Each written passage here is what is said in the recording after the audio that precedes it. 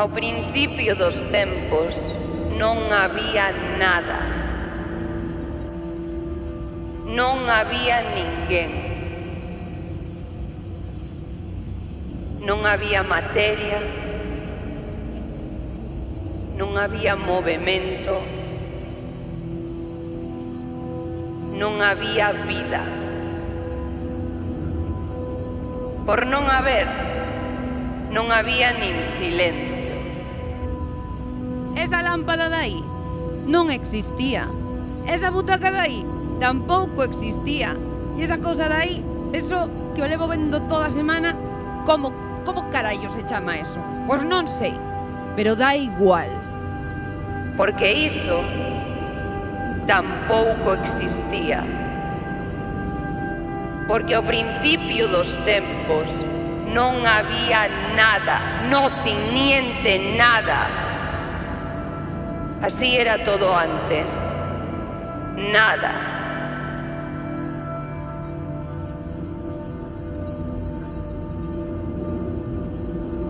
E despois,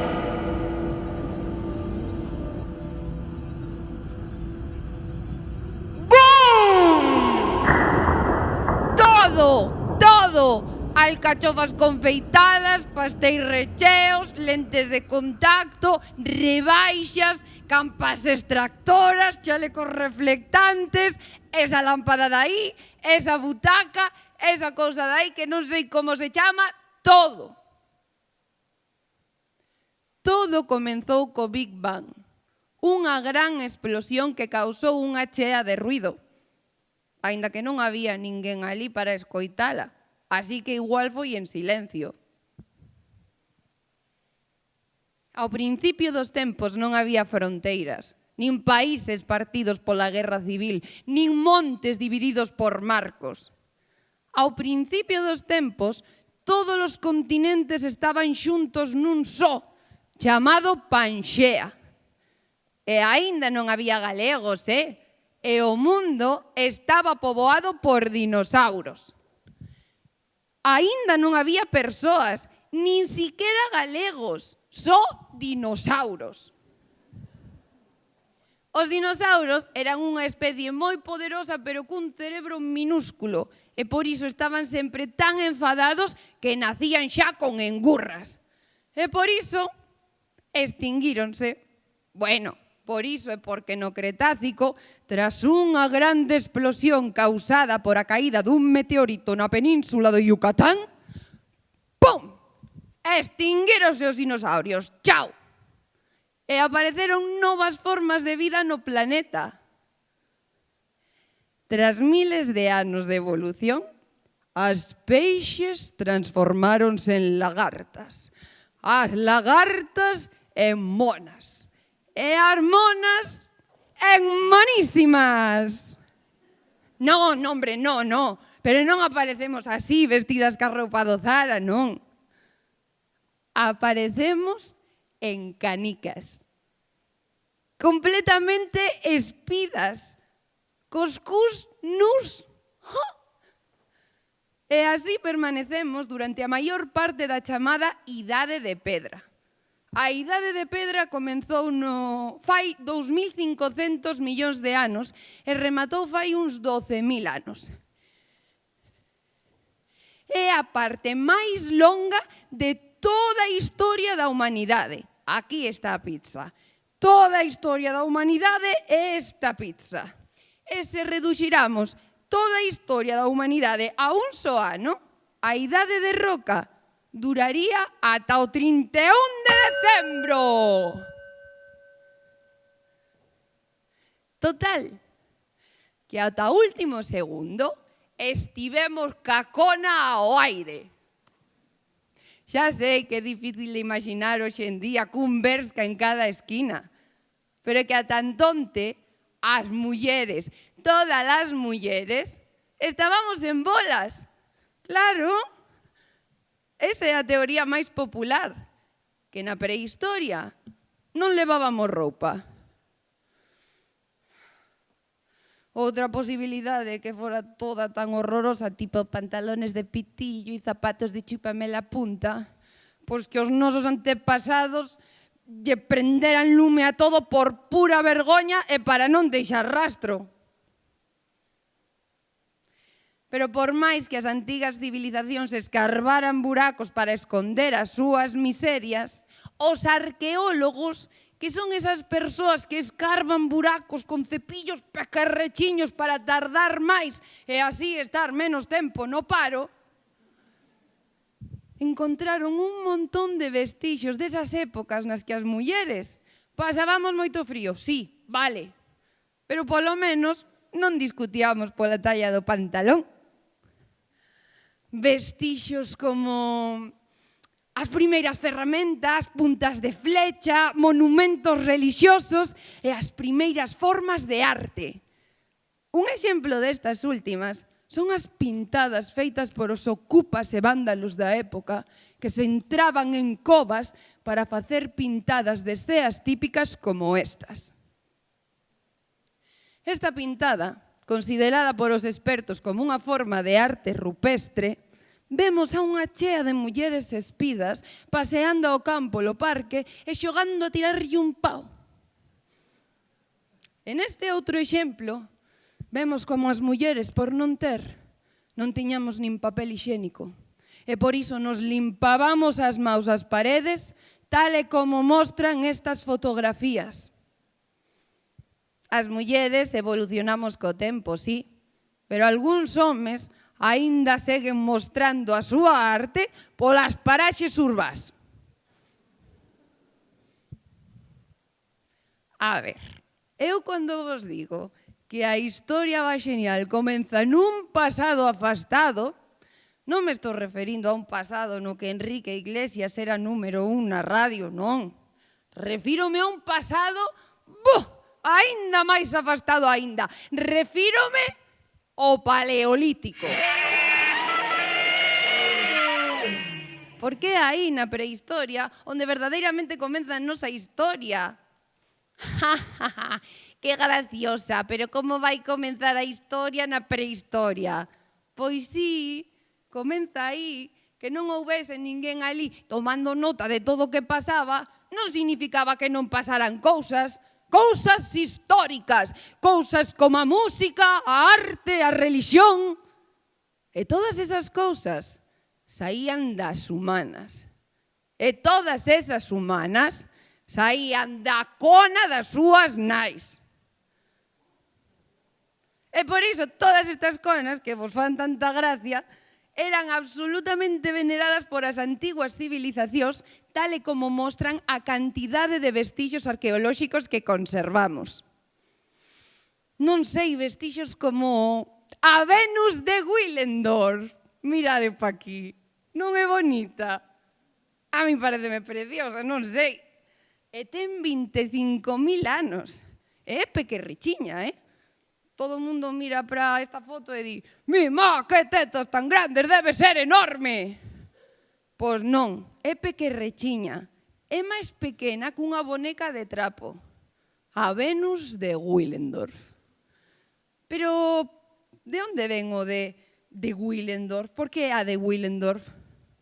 Pois polo mesmo motivo que decimos Paco de Noia ou Felisa de Coristanco, porque esta estatuíña apareceu no pobo de Willendorf e por eso lle chaman a de Willendorf.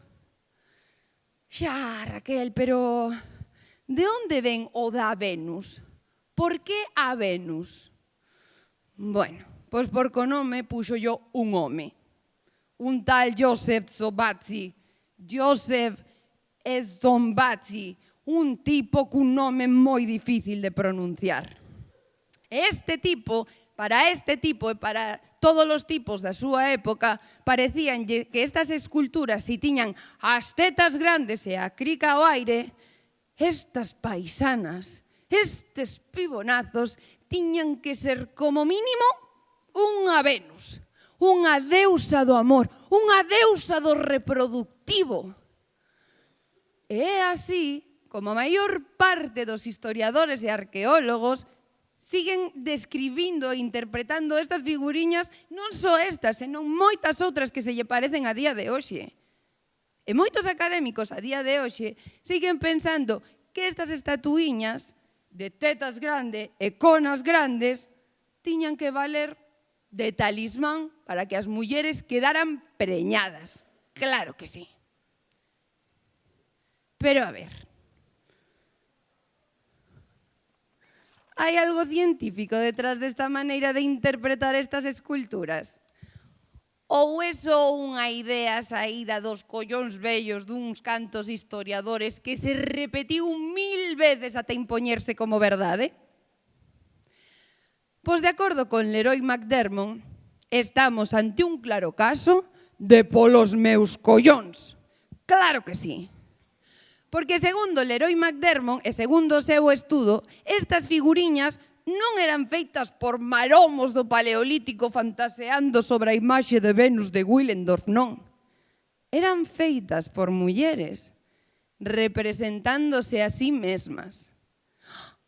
E por que tiñan os pés pequeniños e as tetas grandes? Pois porque se te miras a ti mesma e non tes un espello, como era o caso, creo, fai 25.000 anos, é así como te ves, non? Cos pés pequeniños aí abaixo e cas tetas grandes aquí arriba. E se che din, oye, fai unha escultura de ti mesma, pois así a vas facer, cas tetas grandes e cos pés pequeniños. Porque te vías así. Porque as proporcións veñen determinadas por o teu punto de vista, que está aquí arriba, e non polo non sei que simbolismo saído dos collóns vellos dun señor con bigote. Xa sei que o estudo de Leroy McDermott non é determinante, vale, é só unha teoría, bueno, pero polo menos é un estudo apoiado nunha teoría lóxica, non nas especulacións duns cantos señores opinando sobre o corpo das mulleres.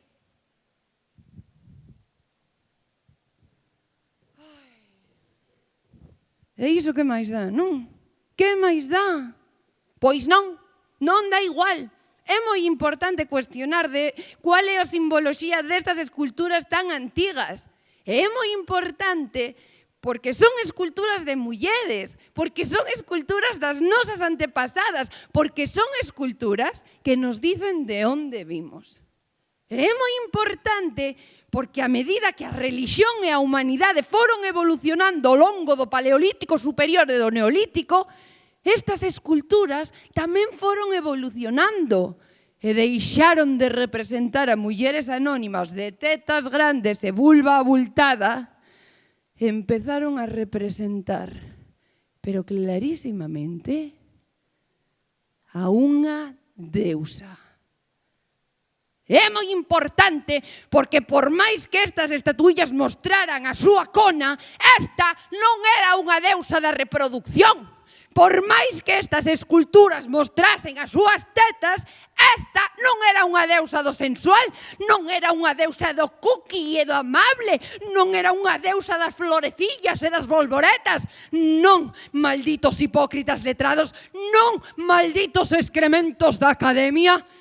Esta era a deusa de todo o que se menea, unha mesma deusa con moitos nomes. Esta era a gran deusa.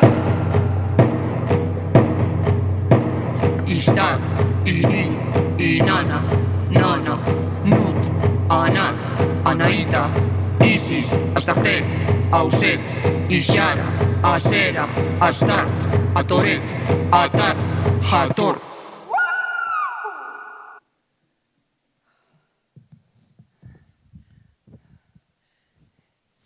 En Mesopotamia, en Libia, en Egipto, en Creta, dende a India ata o Mediterráneo, o reinado da gran deusa foi absoluto.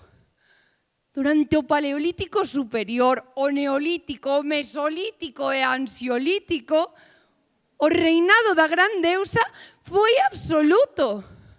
Durante 1000, 2000, 3000, 4000, 5000, 25.000 anos. A deusa reinou durante 25.000 anos.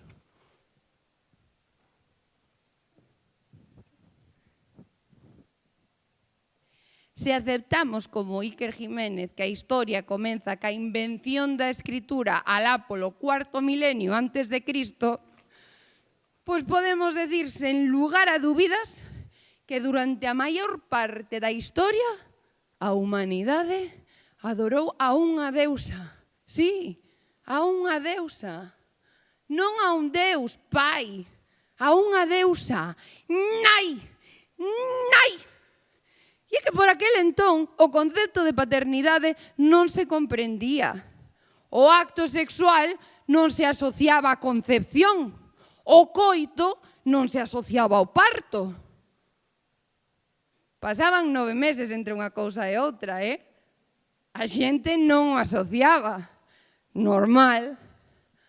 A ver, ti, por exemplo, hola, ti lembraste do que estabas facendo un martes calquera hai 9 meses? Riste, non sei se te lembras e non mo queres decir. Non, non te lembras, claro que non te lembras. Normal, é ti. A ver, ti lembras de do que ceache hai 3 días? Non me contestes porque xa sei que non. Normal. Pero que pasa? Que os teus antepasados de Xordania son parvos por non lembrarse do que estaban facendo 9 meses antes de que aparecese ese bebé. Para eles, os bebés simplemente saían das mulleres. A muller era a única proxenitora da familia, a única responsable, a produtora exclusiva da próxima xeración. Exactamente igual que agora, vaya, non? O que pasa é que antes esa responsabilidade atribuíasenos por puro descoñecemento. Non como agora, que nos la atribuímos nós con pleno coñecemento do que hai. Claro que sí. Vou repasar o texto porque me perdín. Iba moi ben hasta aquí, non pasa nada. Vamos a ver. Que toca agora? Claro, a conclusión. Por todo isto que vos contei, a humanidade adoraba a unha deusa. E as mulleres tiñamos un estatus moi elevado. Ou as mulleres tiñamos un estatus moi elevado e por ese motivo a humanidade adoraba a unha deusa. Cada unha que o entenda como queira entender.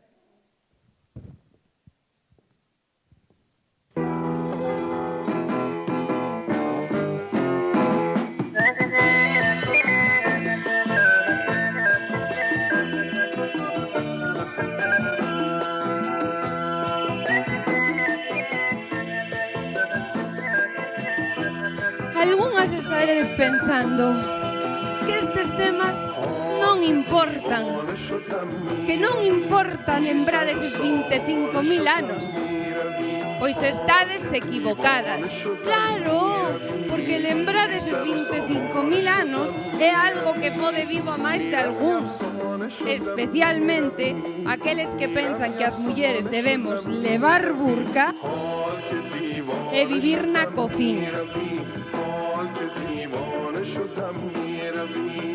Vos lembrades vos do escritor Salman Rushdie? Ai, mira, aquí está, que guapecho. Eu tiña unhas gafas iguales, pero racháronme. Pois este tipo saía mogollón nos 80 e nos 90 na televisión, porque o Ayatollah Khomeini lanzoulle unha fatua. Unha fatua era unha orde de morte para él e todos os involucrados na publicación do seu libro Os versos satánicos. Aí está. E cal foi o motivo da disputa? Pois as mulleres, claro. Que iba a ser? As mulleres. Bueno, no, perdón. Mellor dito, as 3 deusas. Porque moito antes do Islam, en Arabia e Irán, adoraban a 3 deusas. Aquí están. A Lutza, a Lat e Manat. Espero que adoraran tamén a este cadeliño tan mono que había aquí abaixo. Ao principio, Mahoma recoñeceu a súa existencia nos versos do Corán, porque os poderosos da Meca crían nela. Pero máis tarde, cando Mahoma consolidou o seu poder, recuou e dixo que non, que eses versos non viñan de Alá, que viñan de Satán. E cando Mahoma volveu a Meca, destruiu templos, esculturas e todos os rastros das tres deusas. Séculos máis tarde, Rushdie suxeriu no seu libro que igual Mahoma non cambiara de pensar por revelación divina, senón por conveniencia, para garantir o poder dos homes sobre as mulleres. E cal foi o resultado? Pois que perseguiron a Rushdie durante toda a súa vida. O Ayatollah Khomeini proclamou que debía ser asasinado. Tanto daba se se arrepentía como se non. No ano 2022 casi o matan, Sobreviviu, pero quedou chosco dun ollo. Mirade pai, pobriño, co guapo que era. Bueno, non pasa nada. A pesar de Mahoma e os seus seguidores, aínda conservamos moitísimos vestixios das tres deusas. O meteorito negro da Kaaba, tocado e bicado por miles de peregrinos cada vez que van a Meca, non é máis que a cona de Al-Aqsa. Non, e non o digo eu nin o chosco de Rushdie, Dio Al-Kindi, filósofo árabe do século IX, máis famoso que as Kardashians. E sen sabelo, a día de hoxe, miles de fieis siguen pedindo saúde, diñeiro e amor a cona dunha deusa.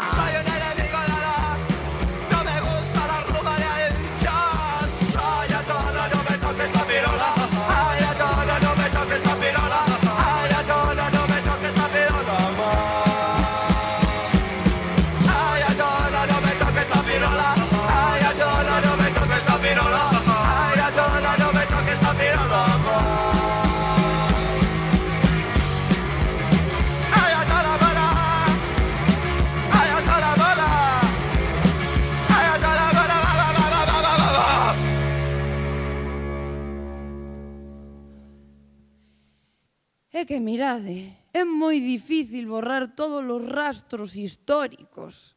Claro, e a maioría das informacións que temos suxiren que as antigas civilizacións eran matrilineais. Isto significa que o poder, a autoridade e a linaxe pasábase a través da liña materna, das mamitas. Claro que sí. Tamén temos outros exemplos de sociedades poliándricas, nos que unha mesma muller podía chegar a ter varios maridos ao mesmo tempo. A min costame o meu traballo entender cales son as vantaxes dunha cousa semellante, Pero, bueno, no, chitón, porque está claro que algunhas das nosas antepasadas sabían perfectamente o que facían, non? Bueno, se nos fixamos nos escritos do famoso historiador Diodoro de Sicilia no ano 49 antes de Cristo, a min, perdoade, pero o nome de Jesús Cristo pareceme un pouco excesivo. Pásame en xeral con todos os nomes compostos, non sei, que me soan a telenovela. Carlos Alfredo, Marcos José, no, apártate de la puerta. Non me gusta. E ademais a Jesús Cristo de mi vida, e eres niño como yo, xa o coñecemos desde fai tempo, non? Xa podemos falarlle cun pouco máis de cariño, con outra cousa, muller, non? Non che digo eu chamarlle Sito ou Susito, non? Pero... Suso, que vos parece? Suso é máis cariñoso e non lle perde o respeto, non? Suso. Bueno, a min gustame Suso. Suso lle queda. Se nos fixamos nos escritos do famoso historiador Diodoro de Sicilia 49 anos antes de Suso, moitísimo mellor, onde vai parar? El xa escribía sobre as sociedades matrilineais nos seus viaxes ao norte de África e Oriente.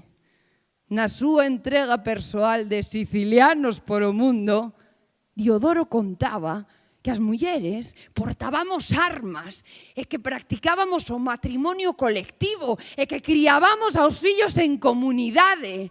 Toda a autoridade recaía sobre as mulleres. Eran os homes os que cuidaban as cousas da casa, sí. Os homes non podían nin gobernar, nin ir á guerra, nin ocupar cargos de poder. Ademais, cando dábamos a luz, pum, dábamos o bebé aos homes e eles xa se buscaban a vida para criálos. E que hai que asumilo, rapazas. Durante moitos anos fomos as xefas do cotarro.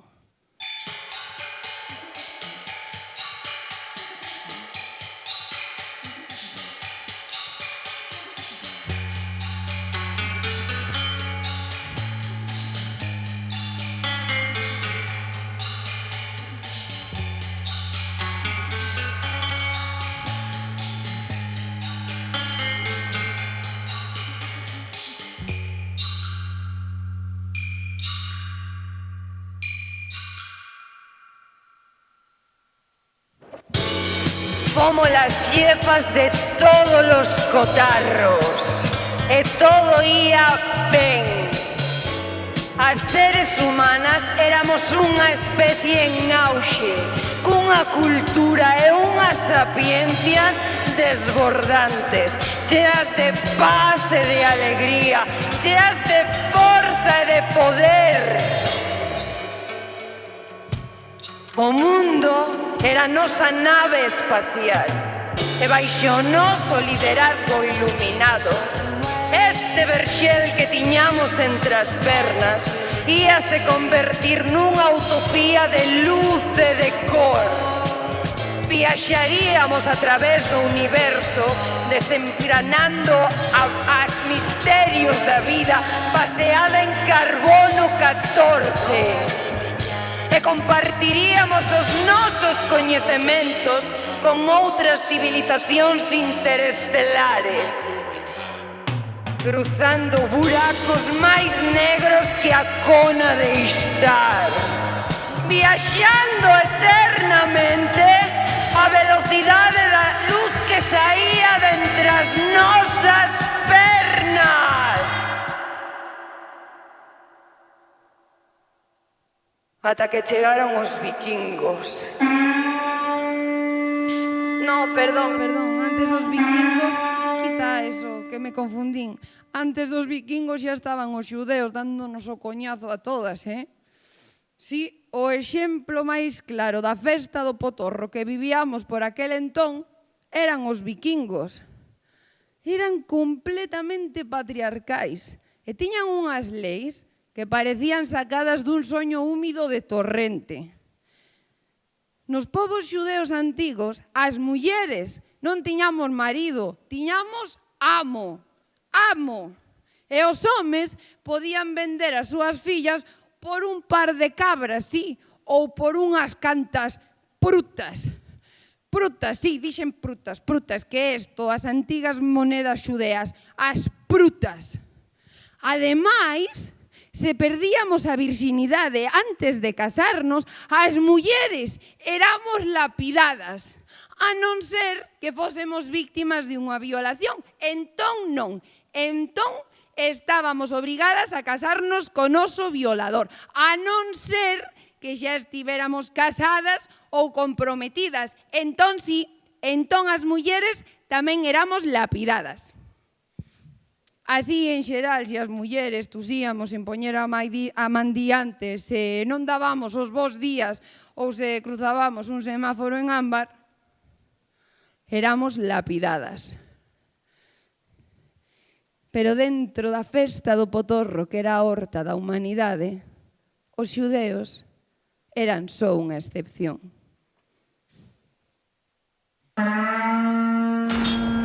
Ata que chegaron os vikingos, agora sí, cos seus barcos, cos seus cornos, cos seus carros de guerra tirados por cabalos, as súas armas de ferro, Os seus mobles empaquetados que tiñas que montar ti mesmo aí, lendo unhas instruccións. Sí, é que os vikingos inventaron Ikea, Entraron aí ao lado por Catoira e puxeronvos o felpudo ese de «Bienvenidos a la República Independiente de mi casa». Entraron pola cociña, o baño e ata o salón. Foi un goteo constante ao longo dos séculos ata que ao final, ¡bum!, arramplaron con todo. Mesmo cos relatos dos povos que invadían. E como facían eso? Pois moi sencillo, poñendo a un tipo en todos aqueles mitos nos que a heroína era unha muller. Claro. E moi a miúdo matando a ela primeiro. Claro. O tipo normalmente era o máis. Un rapaz guapérrimo, rollo dios de la tormenta, coa maxia da súa melena, subido encima dunha montaña, con lóstregos rebotándolle nos collóns. Todo forza, todo brío e todo don de xentes. Por el poder de Grayskull.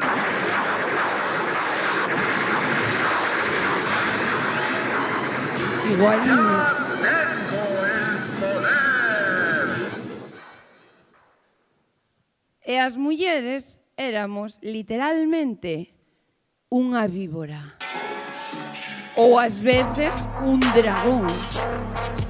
Esa serpe oscura, mala como veleno e louca de atar, tiña atemorizados a todos e a todas do pobo ata que chegaba o melenudo cachondo a poñer orde no pobo.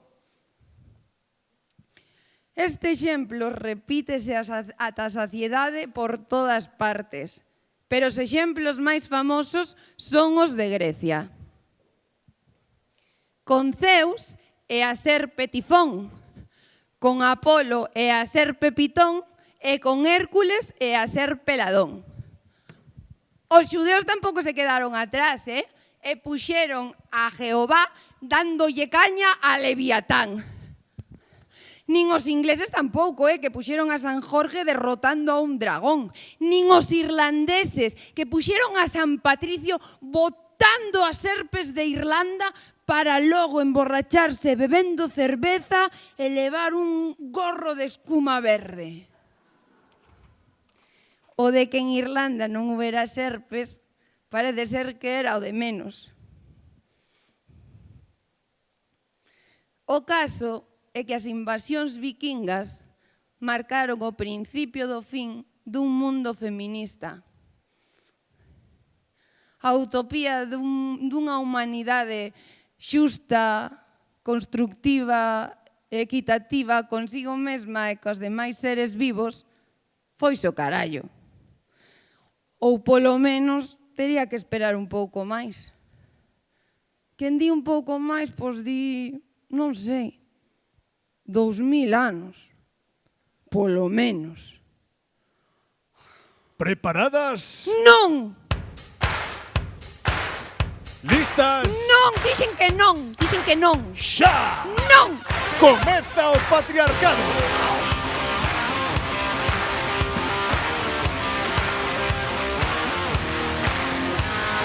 O mundo dase a volta, ponse de cu e comeza inexorablemente a irse a merda. Tras as invasións bárbaras, as deidades masculinas substitúen as deidades femininas. E pasamos de vivir nun mundo matrilineal a vivir nun mundo patriarcal. Patriarcado, patriarcado, el que tengo aquí colgado. Patriarcado, patriarcado, y me como un helado.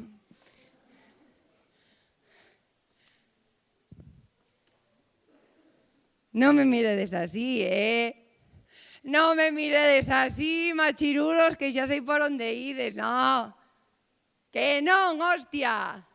Que este cambio non foi equiparable, non. O noso reinado foi un reinado constructivo, equitativo, comprensivo.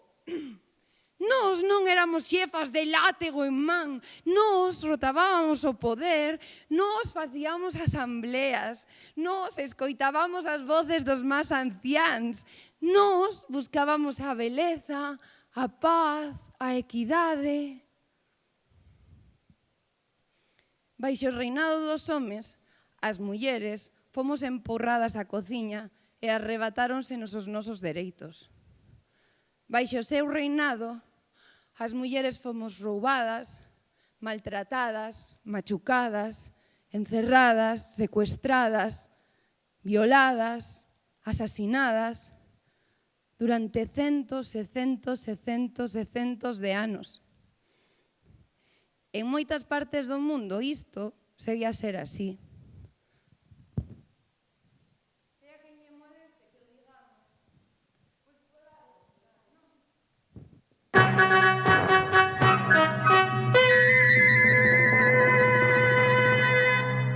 É momento de falar de homes, esas formidables criaturas que se empeñan en demostrarnos constantemente que os límites da imbecilidade non existen e que se somos verdadeiramente culpables de algo e de telos traído a este mundo. Claro que sí. A lista de imbéciles que saíron do noso chocho para logo esquipirnos na puta boca é casi tan grande como o seu complexo de superioridade. Pero dentro desta lista, que esta lista é larguísima, hai uns cantos monos paroleiros que conseguiron, non sei, facerse notar ao longo da historia. A súa especial capacidade para darnos ganas de tapiarnos a cona con cemento armado e que ningún só máis deses mamóns con ínfulas volva a poñer un pé na face da terra, pois fainos dignos de ser mencionados neste espazo. Ai, igual algúns destes nomes vos sorprenden. Normal, claro. Os seus asesores de imaxen e publicistas levanlle lavando os trapos sucios desde o principio dos tempos. E igual podemos caer neso de ai, jolín, pero é que eran outros tempos. Xa, sí, eran outros tempos. Pero dáse a casualidade de que tanto neses tempos como nestes tempos as que nos foden todo o rato son a nós.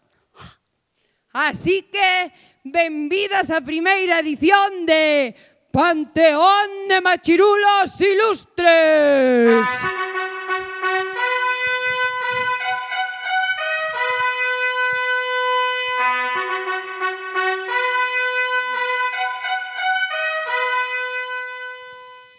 O macho é superior e a hembra inferior. Un domina e outro é dominado. Este principio de superioridade esténdese a toda a humanidade.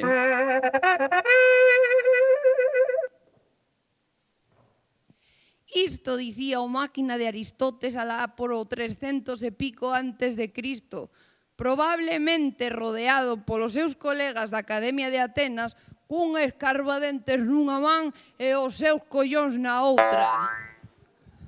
Un pouquiño antes de escribilo no seu libro Política.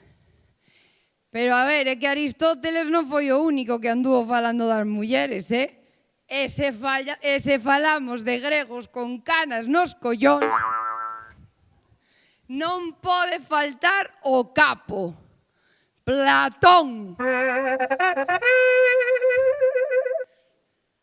Para Platón, todas as enfermidades das mulleres viñan dun mesmo sitio, do noso útero.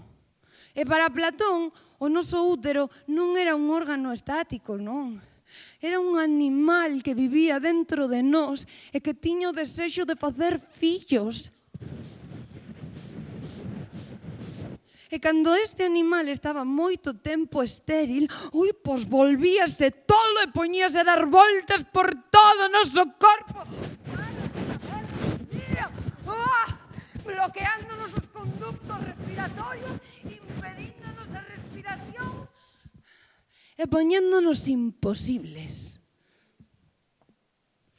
como en grego a útero díselle ístera, pois os gregos puxéronlle histeria.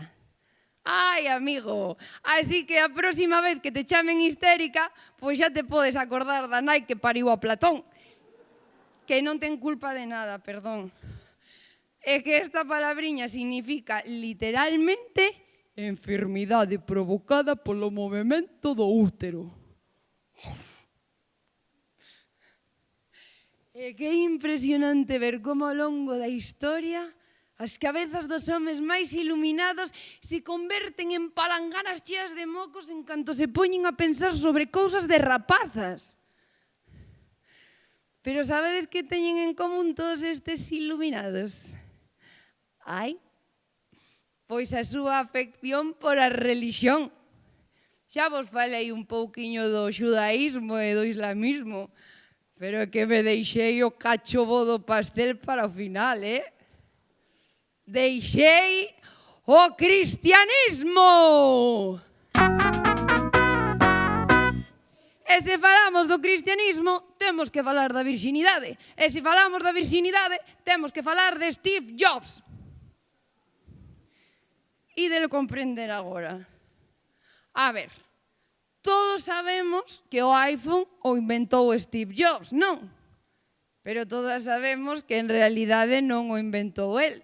Só levou o mérito. Bueno, pois que a virxinidade pasa un poquito lo mismo. A idea venche de lonxe, O que pasa é que a medalla colgouna o cristianismo.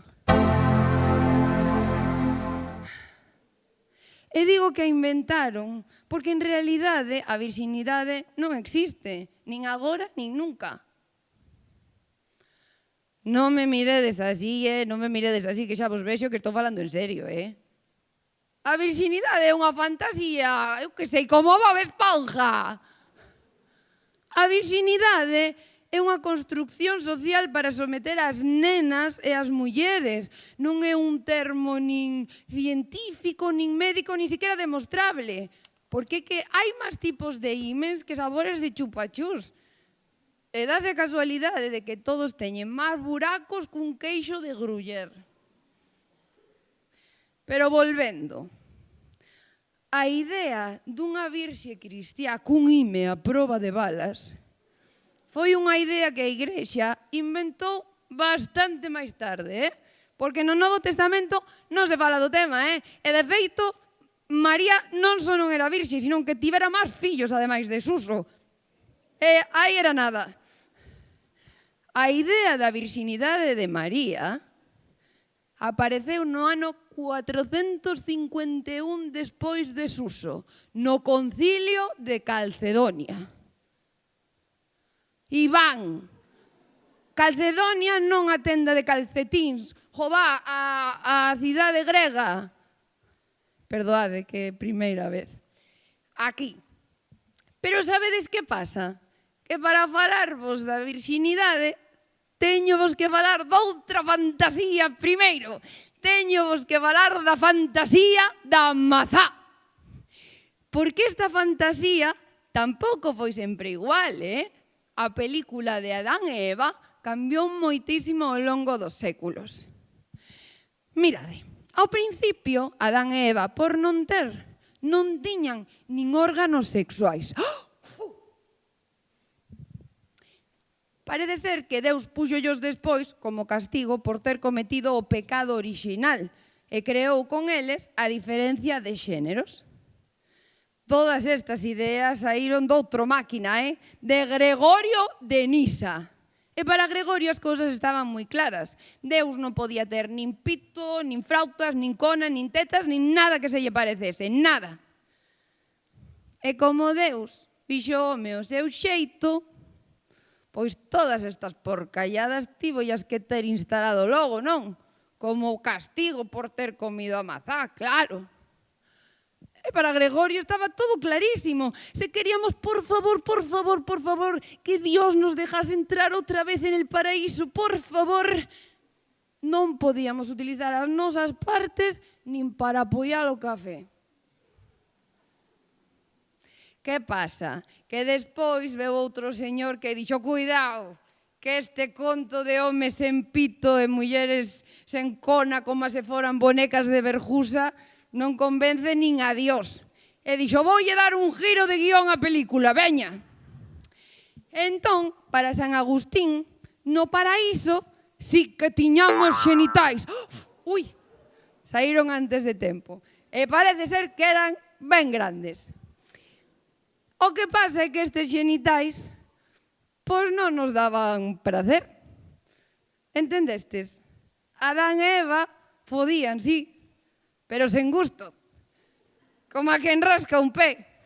Bueno, non, a mí rascar un pé ou cualquier cousa dame gusto. Aquí, estáme picando aquí, dame gusto. Eu non sei, como a quen frega os cacharros ou como a quen, non sei, como a quen come sen fame. Ai, a mí non sei que tipo de paraíso me parece máis triste e máis inverosímil, Se un no que foder non existe nin como concepto, ou outro no que se fode, pero sin ganas. Pois para San Agustín e os señores que viñeron logo, o tema estaba clarísimo.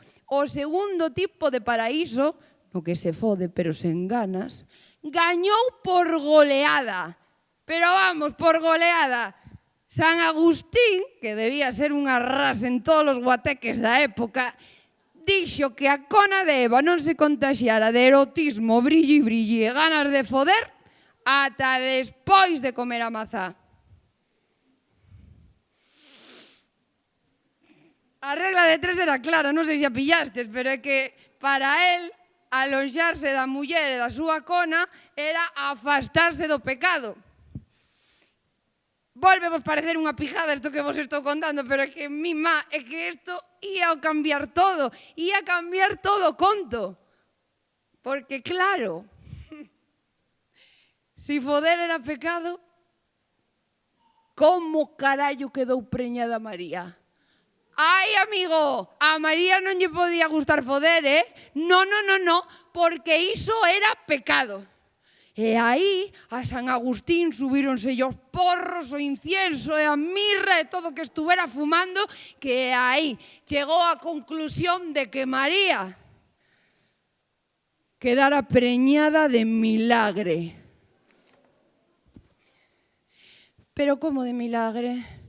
En plan, mexando no váter dun bar, encima dun charquito de esperma saltarín que lle subiu pola entreperna hasta que pum! Pois non, moitísimo mellor. Cunha pomba cantándolle un bolero á orella. Claro que sí, como non?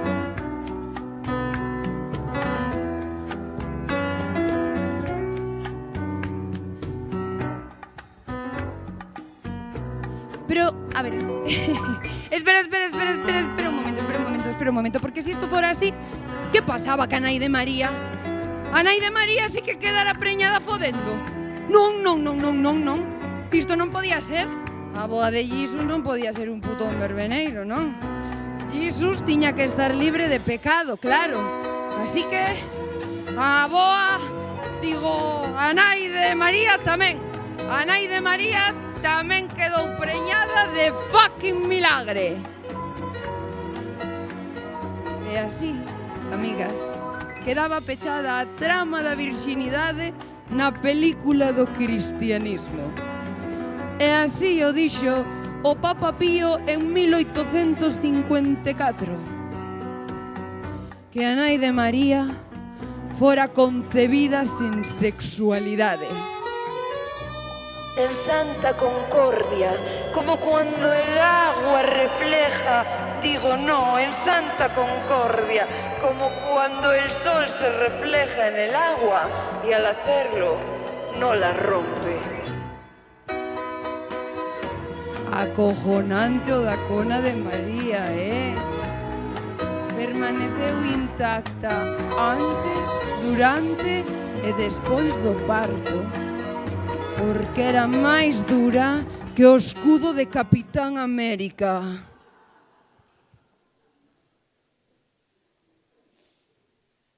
Pero se hai un tema especialmente sanguinoliento na Idade Media, ese era o tema da...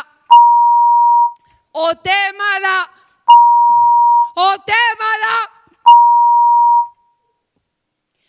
tema da menstruación.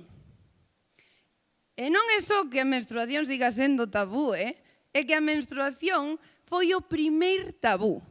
A palabra tabú ven da palabra polinesia tabúa, que ten dous significados. Por un lado significa sacro e polo outro menstruación.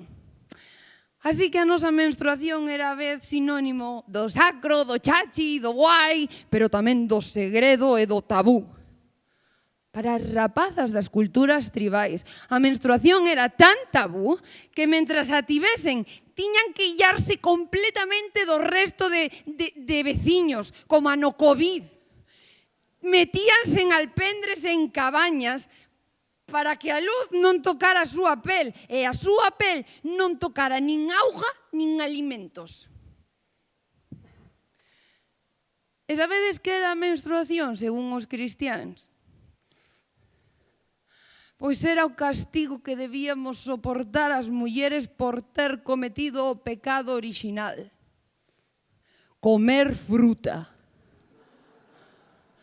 É moi sorprendente que Deus se enfadase tantísimo con Eva por comer mazá de postre en lugar de tiramisú, Non sei. Pero se había alguén que non nos podía ver nin en pintura cando tiñamos a menstruación, eses eran os curas. E o de non deixarnos entrar a misa era cho de menos, O que nos leva ao seguinte panteón de machirulos ilustres.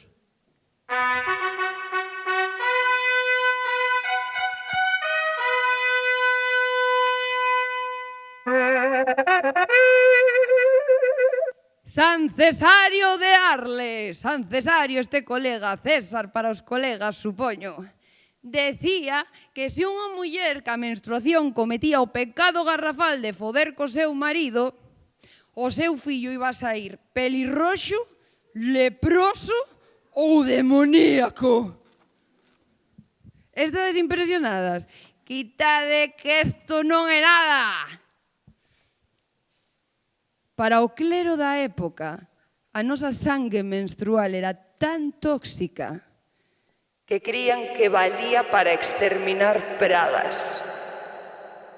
Se había demasiado bicherío pola finca, poñíannos as mulleres menstruantes de paseo pola areira coas saias remangadas a facer flis, flis, con oso chocho e así rematar co escarabello da pataca.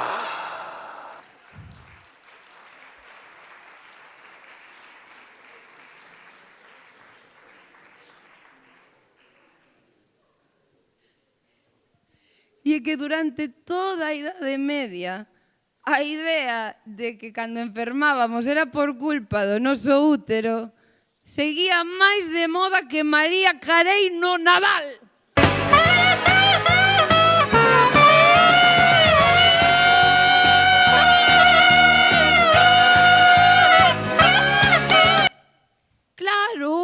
Claro, non estábamos enfermas, estábamos histéricas.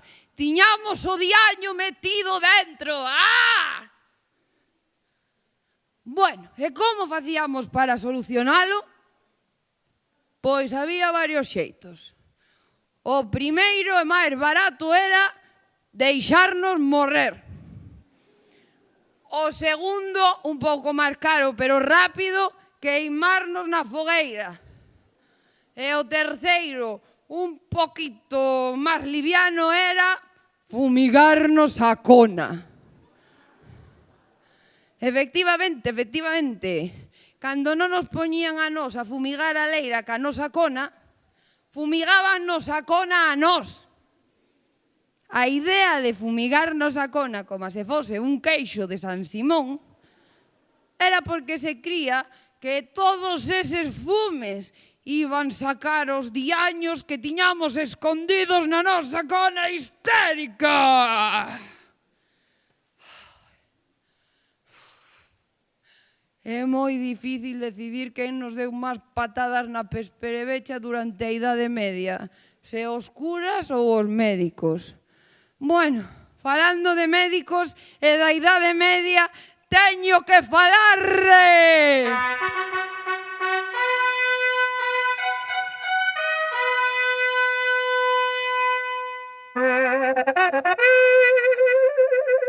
Andreas Berzalius. Ai, aquí está Andreas, mirade que cara de picarón, agarrándolle un brazo a unha chavala que está soa na barra dun bar e vai entrar no próximo instante, seguro, Andreas. Este colega de aquí, Andreas, era un anatomista italiano que insistiu moitísimo na idea de que a nosa cona era tachan, tachan, tachan, tachan, un pene do revés. Claro que sí, home, claro que sí. Se o home era a medida de todas as cousas, pois claro, o seu pito tiña que ser a regla de medir. Claro que sí, Andreas, é que sí.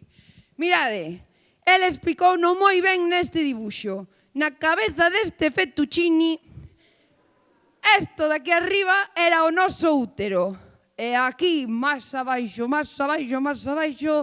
isto que hai por aquí, que claramente a todas luces é o glande dun carallo, decía que era a nosa cona. A min gustaríame preguntarlle a Andreas cantas conas biches ti na túa vida, Eu seguro creo que a da túa nai ao nacer é así de raspallón, tampouco a biche moi ben. Como pode ter semellante cara de sobrado Andreas e ser anatomista e non diferenciar entre unha cona e un pito? Que alguén mo explique porque non o entendo.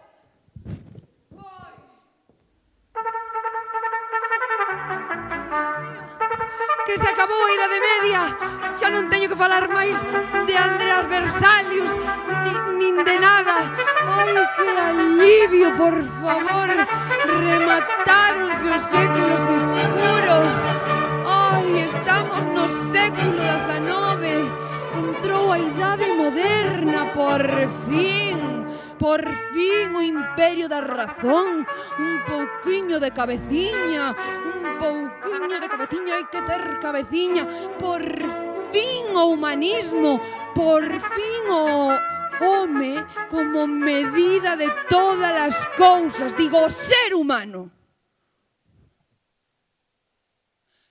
Porque nesto do humanismo estaríamos tamén incluídas as mulleres, non? Non, as mulleres non poden pasar. As mulleres ali, á cociña, fora daqui, fora, ai, á cociña. Grazas. Con isto do humanismo, a medida de todas as cousas, xa non era só Deus. Tamén eran Pepe, Paco, Juan Luis, Miguel. Pero que Deus baixase un posto na escala social non significaba que as mulleres subíramos outro, non? Non, ao revés, cada vez baixábamos máis. Mirad, o home estaba aquí arriba, un poquito máis abajo estaban os cans de caza e os cabalos. Un poquinho máis abaixo estaba a peste e a cólera. E abaixo, de todo, as mulleres.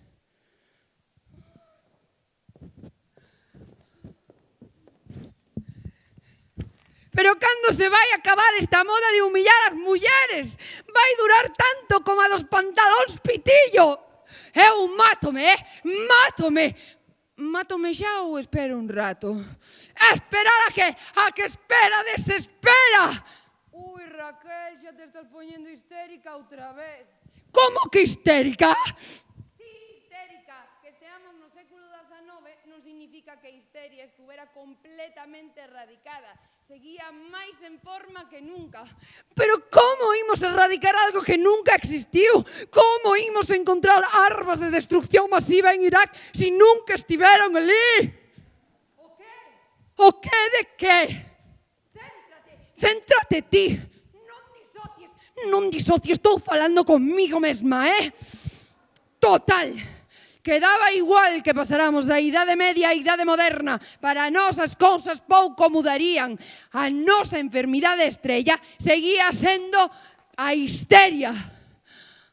Ai, Dios mío, que hora é? Ai, Dios mío, teño a boca seca xa. Creo que acabei o tempo e xa están chegando, Dios mío. Vou coller o libreto porque é que xa non temos tempo. Mirade, é que xa non temos tempo e non vos falei dun montón de cousas. Mirade, non vos falei de Freud, que, boa, menudo temazo, nin de Kellogg, que non era solo dos cereais, tamén nos facía un montón de merdas na cona, nin de Darwin, nin de nada, non vos falei da violencia obstétrica, me cago na vida. E non dixen nada da menopausia, verdad? Dixen algo? Non dixen nada. Dios mío, non dixen nada, nin siquiera dixen nada dos cánones de belleza, nin desas operacións que nos fan para deixarnos a cona así pulida como unha raya. Non dixen nada. Ai, Raquel, mala actriz, mala, fixéchelo mal, fixéchelo moi mal. Mira, Raquel, aquí está Penélope Cruz, aquí Lola Herrera, aquí Tete Delgado, aquí outra vez Penélope Cruz, cando foi mal, e tú, aí abaixo de todo estás tú. Mala actriz, mala feminista tamén. Ai, Dios mío, xa me estou responsabilizando do que non me toca. Normal, tantos anos de dominio machirulo son difíciles de esquecer, E aínda nos queda tanto por construir, aínda nos queda tanto por deconstruir. Ai, que xa veñen. Ai, Dios mío. Xa se escoitan, xa están aquí. Falei moito do que sufrimos, pero non falei das nosas resistencias. Non falei de Baubo, que salvou a humanidade da apocalipse amochando a cona a Deméter. Nin da Xela na Guix, unhas esculturas que mostraban a vulva aberta de par en par como un portal a outra dimensión. Nin falei de Cleopatra, nin de Boudica, nin de Tomiris, nin de Flora Tristán, nin de Rosa de Luxemburgo, nin de Rosa Parks, nin de Rosalía de Castro, nin de Virginia Woolf, nin de María Cano, nin de Marie Curie, nin de Simone de Beauvoir, nin de Clara Campoamor, nin da Pasionaria, nin de todas as mulleres normais que loitaron polo ben doutras mulleres e das que non quedou nada máis que o rastro nos nosos propios corpos. ¡Ay, que xa veñen